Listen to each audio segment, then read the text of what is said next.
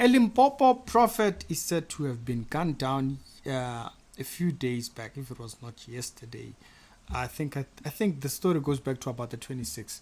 I'm not sure exactly when this entire thing was, but I will come back here and give an update on this particular story. So this is the prophet. I think his name is Prophet Machaya. I think that's how you would actually call his name. He is. It sounds Tsonga at this point. Not exactly particularly sure. This particular prophet was released from the ministry that he used to attend some time ago, and a couple of years ago actually, and went out to start his own ministry. Started from humble beginnings, as you can see, and at one point they were in a shack, and people kept growing. This church particularly kept growing, as you can see, to a point where it had a bit of a sizable audience for a person who was just a child from the village with aspirations of ministry. But now we are having to speak about a shooter being involved, and the police are actually still looking into this particular story. So when I do get an update on the whole thing, I will definitely come back and give you an update on it, because this particular story is written in Venda. Y'all know sometimes I tend to butcher down Venda and stuff, but I'm gonna try to give it to you as fair as I can. Try and read it. It's definitely gonna be a little bit up and down. Y'all forgive me on that one. It's the Rick Show with daily Christian commentary videos. If it's the first time over here to be sure, check out the other videos that are down in the pinned comments, and I'm gonna check you out over there. Alright, so at the moment I don't have the full story on this though. But it was one of those early morning episodes where someone just sends me a story to say, Ricky, there's a story that happened recently. Can you check it out? If I do find something, I'll kind of send it to you.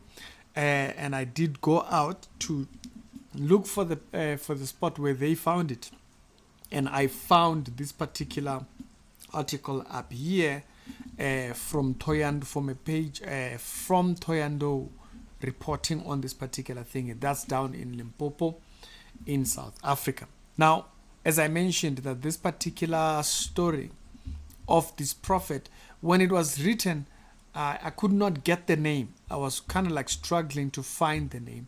So I had to look around a little bit, because even the person was not sure about his name. So my inner detective kicked in to kind of like try and find certain things, or certain things that would kind of help me find the story. And it was not an easy one, but I did end up finding his page. I think his name is Brighton Machaya. And so he was a prophet. I think he had a thing, and I think in this particular area, I think he had 2 branches and so forth. So he had grown his church to a little bit of a sizable audience here, and so that kind of gave me direction then. Okay, Prophet Machaya, as you might, I think it's, I don't know if it's Cha with TSHA, or it's this Cha that you see written over here, which is CHAY. But I did see that there was posters that were actually written with both different things. Now, as I stated, the article is actually in Venda. I'm going to read, trying to interpret as we go through. Muprofita votunchiwa babulawa muloba nga madekwana ngei tengwe. I think that's the name of the area in Limpopo. Uyanga mwambele wa mapolisa ka chitiriki cha Toyando. So according to the speaker for the police here, or the spokesperson of the police, they state his name. The prophet was a 26-year-old, according to this.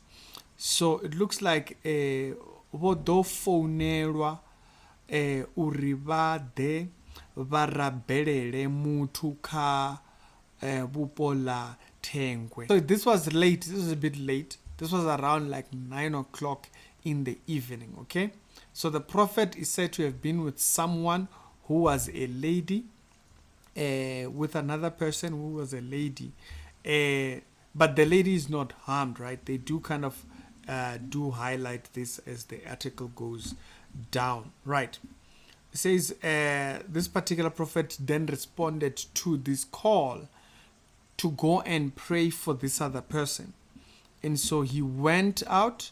When he got there, the tune was a little bit different, right? So this is the part of the story that I'm not exactly sure about, or I'm not understanding. Was it his car that he was told to get in the back of this car, or was it the assailant's car that actually he went into? Because he was put into the car, and then later on he was taken to a place where he was shot. But the lady then was released, and they say that there was nothing that was stolen that that was on him or anything like that. And so not exactly sure about that particular part. So that I'm also assuming that even the car as well was not stolen, or it was found by the police later on. So that particular part there, I'm not exactly sure. There is that he was taken out of his car and put into this person's car. So this was kind of like an ambush, because he was, I don't know if he did know the person that he was going to pray for, or if the person was a member of his church, or if it was just the kind of calls that he would get and would respond to.